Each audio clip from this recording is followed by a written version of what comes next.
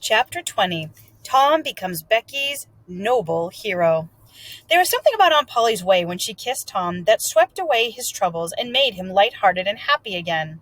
He started to school and had the luck of meeting Becky at the end of the street. The way he felt always decided what he would do, so he ran to her and said, "I acted mighty mean today, Becky, and I'm so sorry. I wouldn't ever do that again as long as I live. Please make up, won't you?" The girl stopped and looked at him coldly in the face. "I'll thank you to keep yourself to yourself, Mr. Thomas Sawyer. I'll never speak to you again," she declared, and tossed her head and moved on. Tom was so stunned that he didn't even think fast enough to say, "Who cares, Miss Smarty?" In fact, he said nothing, but he was in a rage and wished that she were a boy. How he would beat her up! He presently met her in the schoolyard and called her names as she passed. She threw one back. The break was complete. Becky could hardly wait for school to begin again, so that Tom would get whipped for the ink on his spelling book. Remember, Alfred poured it on, but she knows the truth.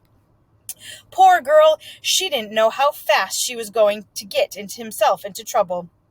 The schoolmaster, Mr. Dobbins, had always wanted to be a doctor.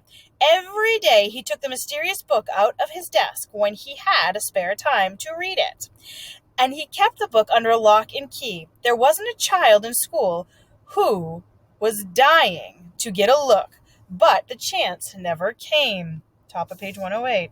But now as Becky was passing the desk, she saw that the key was unlocked, and the teacher wasn't around. The next instant, she had the secret book in her hands. She didn't know what the title meant. Professor Somebody Anatomy meant, so she began to turn the leaves. The thing she saw was a colored picture of a human figure without any clothes on. At that moment, a shadow fell on the page, and Tom Sawyer stepped in the door and saw the picture. Becky grabbed the book to close it, and the picture tore in half down the middle.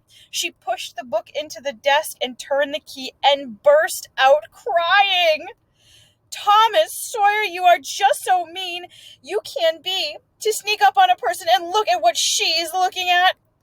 "How could I know you were looking at anything?" "You ought to be ashamed of yourself, Thomas Sawyer. You know you're going to tell on me and I'll get whipped, and I've never been whipped in my life." Then she stomped her little feet and said, "Be so mean if you want to. I know something that's going to happen to you, and you just wait. You'll see. Hateful, hateful, hateful." She flung herself out of the school and now burst into tears. Tom stood still, a little mixed up, then said to himself, "Girls are funny. Never been licked in school? Shucks, what's a lickin'? But I won't tell on her because there's another way of getting even. Old Dobbins will find out. He'll ask first one and then the other, and when he comes to the right girl, he'll know it without even telling. Girls' faces always tell on them. She'll get licked and all's right, though she'll like to see me in just a fix. Let her sweat it out." Tom joined the other students who were playing outside, and in a few minutes the teacher arrived and school began. Tom didn't feel like studying. He watched Becky. He didn't want to pity her, but he couldn't help it. Presently the ink on his spelling book was noticed, and Tom was busy with his own troubles for a while after that. Becky didn't expect Tom to get out of his troubles by saying he didn't spill the ink himself, and she was right. She wanted to tell on Alfred when Tom got his whipping, but she said to herself, "Tom will tell on me for tearing the picture for sure. I won't say anything, not to save his life." When Tom went back to his seat after his whipping, he wasn't broken-hearted at all, for he thought that he might have spilled the ink himself without knowing it. Of course, he said he didn't, but he always did that, no matter what. An hour went by. The teacher at last found a little time and unlocked the desk and reached for his book. He settled himself down in the chair, ready to open the book to read it. Tom shot a glance at Becky. He saw that she looked sore, like a rabbit does when it's in the hunt. He forgot his quarrel with her. He must do something. The next moment the teacher faced the school. There was an anger in his eyes. The room was silent, and he demanded, "Who tore this book?" There was not a sound. One could have heard a pin drop, and the teacher looked from face to find the guilty one. He said, "Benjamin Rogers, did you tear this book?" Ben said no. The teacher waited, then asked, "Joseph Harper, did you?" No, sir. Tom grew more and more disturbed as the teachers looked over the boys and thought a while and then turned to the girls. He went on, Amy Lawrence. Amy shook her head. Gracie Miller? She made the same sign. Susan Harper, did you do this? No, sir. The next girl was Becky Thatcher, and Tom was trembling from head to foot with excitement. What could he be doing? Rebecca Thatcher. Tom looked at Becky's face. It was white with terror. Did you tear? Becky lowered her eyes.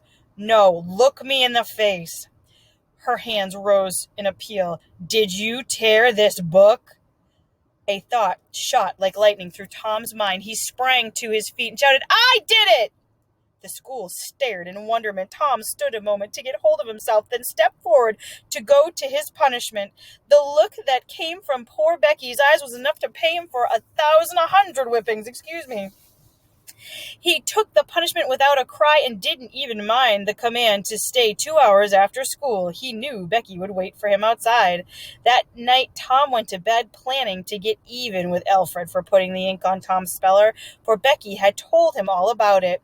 He fell asleep, and at last, with Becky's last words playing like music to his ears, Tom, how could you be so noble?